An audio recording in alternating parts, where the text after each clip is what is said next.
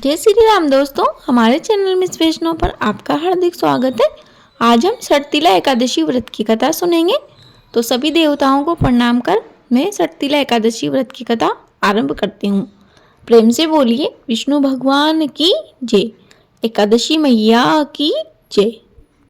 एक समय की बात है, धर्मराज युधिष्ठिर जी ने भगवान श्री कृष्ण जी से माघ माह के कृष्ण पक्ष की एकादशी का नाम व महात्म्य की कथा सुनने का निवेदन करते हुए कहा, हे माधव, माघ माह के कृष्ण पक्ष की एकादशी का क्या नाम है तथा इसका व्रत करने से प्राणियों को कौन सा पुण्य फल प्राप्त होता है।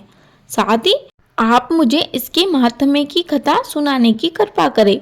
युधिष्ठिर जी के इस कथन पर भगवान श्री कृष्ण बोले, हे युधिष्ठिर, माघ माह के कृष्ण पक्ष की एकादशी का नाम षटतिला है। इस दिन तिल का उपयोग 6 प्रकार से किया जाता है। पहला तिल से स्नान, दूसरा तिल का उपटन, तीसरा तिल से हवन, चौथा तिल से तर्पण, पांचवा तिल से बना हुआ भोजन, छठा व अंतिम षटतिला एकादशी के दिन व्रतधारी द्वारा तिल का दान किया जाता है। इस कारण इस एकादशी को षटतिला एकादशी कहते हैं। हे युधिष्ठिर, अब इसके महात्म्य की कथा सुनो। सर्वप्रथम इस एकादशी का महात्म्य पुलस्त ऋषि ने धालभग्य ऋषि को सुनाया था। नारद ऋषि को आगे की संपूर्ण कथा मैंने सुनाई थी, क्योंकि इसके व्रत वाले दिन मेरी ही पूजा की जाती है। इसी कारण जब नारद ऋषि ने षटतिला एकादशी की कथा सुनी तो वह संपूर्ण कथा जानने की इच्छा से मेरे पास आए थे और मैंने स्वयं नारद ऋषि को मेरी आंखों देखी बात सुनाई। हे युधिष्ठिर, अब तुम भी शांति पूर्वक श्रद्धा व प्रेम से इसका महात्म्य सुनो। एक ब्राह्मणी थी, वह चंद्रानदी राज्य व्रत किया करती थी। उसे यह व्रत करते हुए कई वर्ष बीत गए थे। समय किसका एक जैसा रहता है। वह ब्राह्मणी समय के साथ बहुत कमजोर और दुर्बल हो गई, परंतु उसने व्रत करना नहीं छोड़ा। व्रतों के प्रभाव से उस ब्राह्मणी के सभी पाप नष्ट हो गए थे और वह एक पुण्य आत्मा बन गई थी। मैंने विचार किया कि अब तो यह ब्राह्मणी मरने वाली है, स्वर्ग अवश्य ही जाएगी, परंतु खाली हाथ, क्योंकि इसने व्रत उपवास तो सब किए परंतु दान नहीं किया। क्यों ना मैं जाकर इससे कुछ दान मांग लूं, जिससे कि स्वर्ग का तोसा भी कुछ बन जाए। भगवान श्री कृष्ण युधिष्ठिर जी से आगे कहते हैं कि मैं बैकुंठ लोक को त्याग कर पृथ्वी लोक आया। मैंने अपना वामन अवतार के समान छोटा सा रूप बनाकर उस ब्राह्मणी के द्वार पर भिक्षुक बनकर गया। मैंने भिक्षा मांगी, उसने मुझे भिक्षा में मृत्यु पिंड दे दिया, जैसा मुझे ज्ञात था। कुछ दिनों बाद उसने शरीर त्याग दिया। व्रतों के प्रभाव से वह स्वर्ग को गई और स्वर्ग में उसे अपने ग्रह में केवल मृत्यु पिंड ही दिखा। अन्य वस्तुएं शून्य के समान थी, यानी मृत्यु पिंड के अलावा वहां कुछ भी नहीं था। इस प्रकार के अपने बिगड़े हुए भवन को वह देख नहीं सकी और शीघ्र ही दौड़कर मेरी शरण में आकर पुकार करने लगी कि आप अच्छे फलदाता हो, मेरे चंद्रानदी व्रतों का फल निष्फल क्यों कर दिया।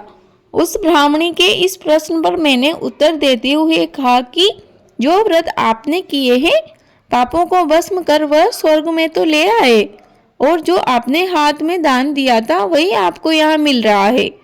तब यह सब सुन ब्राह्मणी बोली, यह गरीबी अब कैसे मिटेगी। भगवान श्री कृष्ण आगे कहते हैं कि ब्राह्मणी के इस प्रश्न पर मैंने उससे कहा कि तुमको देवांगनाएं देखने आएगी, तुम अपने घर के द्वार अंदर से बंद रखना और सबसे पहले षटतिला एकादशी का महात्म्य सुन लेना, उसी के बाद अपने घर के दरवाजे खोलना।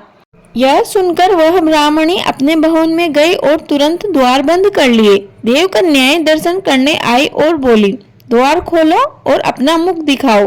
तब ब्राह्मणी बोली, पहले मुझे षटतिला एकादशी के महात्म्य की कथा सुनाओ, तब ही मैं अपने भवन के द्वार खोलूंगी और अपना मुख दिखाऊंगी। तब देव कन्याएं बोली, बिगड़े हुए भाग्य को संवारने वाली षटतिला एकादशी है। षटतिला एकादशी इतनी पावन पुनीत है कि गोहत्या, ब्रह्महत्या आदि महापापों को करने वाले को भी माफ कर देती है। यह सुनकर जब ब्राह्मणी ने द्वार खोला तो मृत्युपिंड का आम बन गया, और जब षटतिला एकादशी का व्रत किया तब सारे ग्रह में नंदन वन की विभूतियां प्रकट हो गई। इस व्रत में तिल दान करने से व्रतकर्ता को 1000 वर्ष तक स्वर्ग मिलता है। यह कथा यहीं समाप्त होती है। प्रेम से बोलिए एकादशी मैया की जय, विष्णु भगवान की जय। अब जानिए इस एकादशी के दिन भगवान को क्या क्या अर्पण किया जाता है तथा किसका सागार किया जाता है, एकादशी व्रत के क्या क्या नियम होते हैं, कब हमें व्रत का पालन करना चाहिए, कब नहीं करना चाहिए, ये सारी बातें हम आगे जानेंगे। उससे पहले आपसे छोटा सा अनुरोध है, यदि आपने अभी तक वीडियो को लाइक नहीं किया है तो प्लीज़ वीडियो को लाइक कर लीजिए और हमारे चैनल पर नए हो तो प्लीज़ चैनल को सब्सक्राइब कर लीजिए। दोस्तों, इस दिन भगवान विष्णु को पेटा, नारियल, सीताफल, सुपारी आदि अर्पण की जाती है। शास्त्रकारों के अनुसार इस दिन तिलपट्टी का सागार किया जाता है। एकादशी के दिन व्रत ना रखकर हमें उपवास करना चाहिए, क्योंकि एकादशी का उपवास अत्यंत पुण्यकारी होता है। एकादशी के दिन व्रत रखकर द्वादशी तिथि के दिन शुभ मुहूर्त में व्रत का पालन करने से ही व्रत का पूर्ण फल प्राप्त होता है। द्वादशी तिथि के दिन तिलों का, अन्न का, धन का, वस्त्र का व फल, साग सब्जी का दान करना अत्यंत पुण्य फलदायी होता है। दोस्तों, एकादशी व्रत की समय अवधि 3 दिन की होती है, यानी 10वीं तिथि से ही एकादशी व्रत आरंभ हो जाता है। इस दौरान हमें 10वीं तिथि से ही एकादशी व्रत के समस्त नियमों का पालन करना चाहिए। यदि आप गृहस्थ हैं तो हमें व्रत के दौरान ब्रह्मचर्य का पालन करना चाहिए।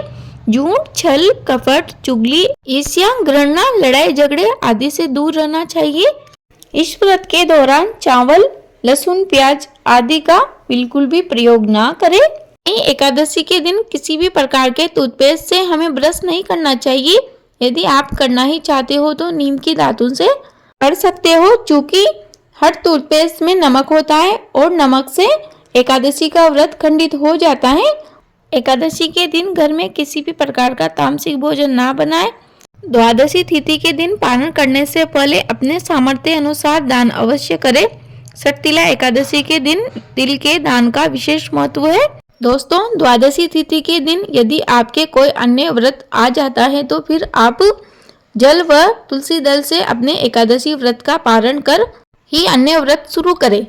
आइए अब जानते हैं साल 2024 में सटतिला एकादशी कब रखी जाएगी, वह व्रत पारण का शुभ मुहूर्त क्या है। माघ माह के कृष्ण पक्ष की एकादशी, जिसे सटतिला एकादशी कहते हैं, का व्रत 6 फरवरी दिन मंगलवार को रखा जाएगा। वहीं व्रत के पारण का शुभ मुहूर्त द्वादशी तिथि 7 फरवरी दिन बुधवार को सुबह 6:49 से 9:01 तक का रहेगा। दोस्तों, मुझे उम्मीद है आपको वीडियो से उपयोगी लगी होगी। यदि आपने अभी तक हमारे चैनल को सब्सक्राइब नहीं किया है तो प्लीज़ चैनल को सब्सक्राइब कर लीजिए। आपको हमारे चैनल पर सभी प्रकार के व्रत, उपवास आदि की कथा, कहानी, पूजा विधि, उद्यापन विधि से संबंधित वीडियो मिल जाएगी। आपका दिन शुभ हो। धन्यवाद।